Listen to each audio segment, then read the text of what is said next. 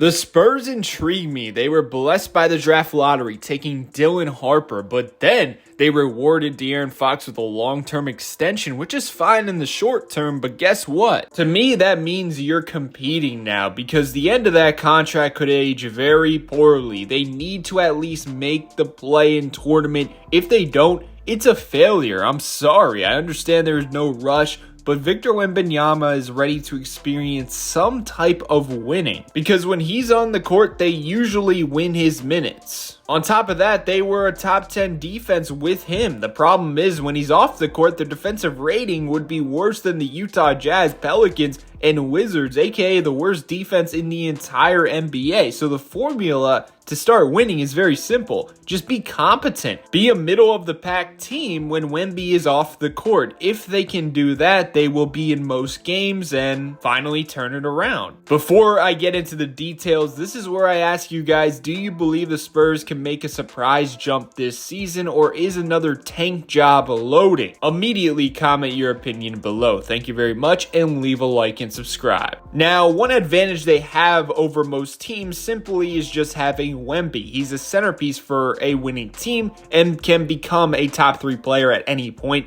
in the next few years. So when that happens, winning is most likely going to take place. So with that being said, obviously this entire idea hinges on Wemby staying healthy, but the reason I brought up defense is because I believe being elite on that end is their pathway to doing something next season. I don't really see it offensively for them in terms of being top 10 level consistently. They definitely have talent on that end of the floor. Wemby will be able to take over, Fox as well, but the shooting all around is just inconsistent. Also, Wemby's still learning and growing on that end. In order to reach their potential on offense, they need the 2022-23 version of De'Aaron Fox, where he averaged 25 points per game while being super duper efficient. That was his only season shooting above 50% from the field, impacted winning for the Kings in a big way, and was also the clutchest player in the NBA. But quite honestly, that season feels like an outlier based on his entire career. But imagine if they do get that version, it can certainly help their chances of becoming a winning team. Like I said though, they have talent offensively, but I don't know if it all fits right now. Dylan Harper, of course, will have his games, but I'm sure he will go through growing pains, and he's used to handling the rock all game, so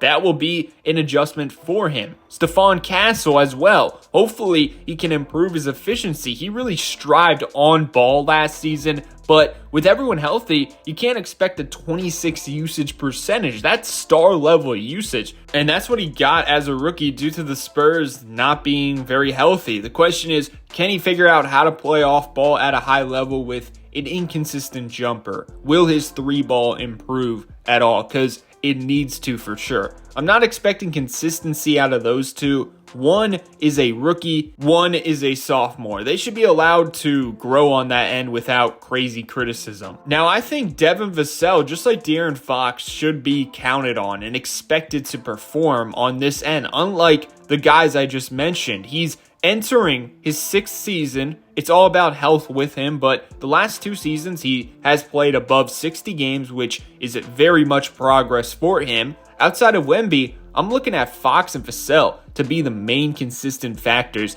that will allow them to improve offensively. Last season, as a team, they were 19th in offensive rating. Can they get to the top half of the league, like 15th, 14th, or 13th? Somewhere around there. I think that is their ceiling. I don't really see a top 10 offense in them quite yet, unless Wemby just carries them, which is very possible, like I mentioned earlier, because there is a top 3 player in there somewhere. But on defense, I do see top 10 potential if everyone can stay healthy. And think about it, that end is carrying a bunch of Western Conference teams. You saw Houston last season. Everyone bought in on defense. Offense was just a free-for-all. And my goodness, they couldn't shoot at all. Minnesota, same exact thing when they started winning. You can even look at the Detroit Pistons. Their physicality and inserting Asar Thompson into the rotation while Cade Cunningham ascended really led them to the playoffs. But once again, for them, it was mainly about defense. OKC has a cheat code, SGA, for offense, but the reason they won everything convincingly is because of Lou Dort, Cason Wallace, Alex Caruso defending their cheeks off on the perimeter while having Chet and Isaiah Hartenstein behind them to protect the rim. And if you remember, at times during the postseason, they couldn't hit anything from three. My point is,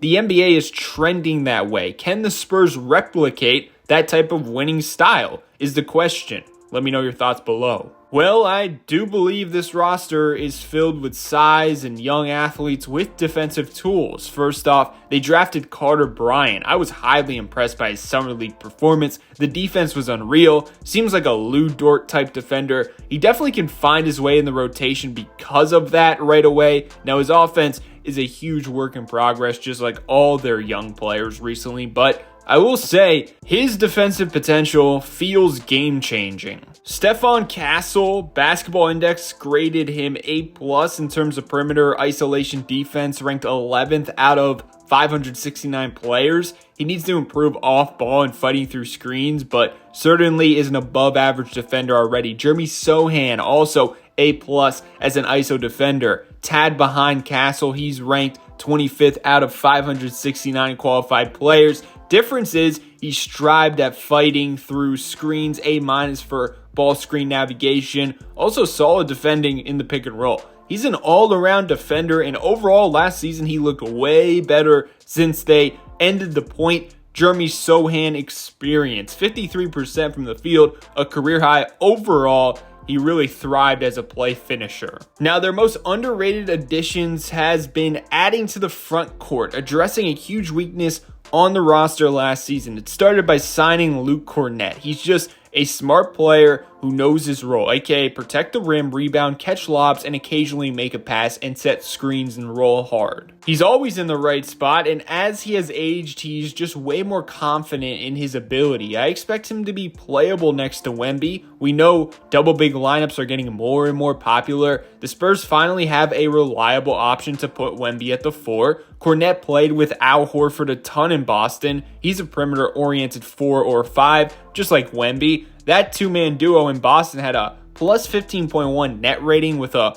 107.7 defensive rating in 398 minutes together. The rim protection will be real with Wemby and Kornet on the court, but also the signing just adds depth. Now you have a reliable rim protecting option when Wemby's off the court resting, or if he's not healthy, Kornet has the ability to fill in and start. Last season, the center position outside of Wemby was a huge problem. They had Sandro Mamu. He was always intriguing, just never found consistency. Zach Collins, solid, but in reality, he's a tweener. He's a 4 that could only play the 5. Bismack Biyombo is fine, but his best days are behind him, and he's only good for about 10 to 15 minutes a night. Kelly Olynyk is another underrated move. If you want to go small, he can play the 5, mainly a power forward at this point, but he has experience playing next to Walker Kessler and Lauri Markkanen. He can certainly find a spot next to Wemby. It's a different look than Kornet and Wemby. Those two are much more about rebounding and defense, but Olynyk and Wemby can thrive offensively because both like shooting threes. Kelly shot 41% from 3 last season, but also he can be a passing hub. In the 2023-24 season with Utah, he averaged 4.4 assists per game. He also played with the Raptors that season. From a talent and versatility perspective, I believe in the center room of Wemby, Kornet, and Olynyk more than what they had last season, but I also believe in them way more from a fit perspective, and that's always been one of my issues with the Spurs lately. They have pieces, but not all of them fit together. But in this area, it actually makes sense. I really hope they start winning because Wemby deserves to be in the spotlight. It would be great for the NBA, and he's certainly ready as well. And I think that's what he needs to take the next step in his career. Let me know your thoughts below.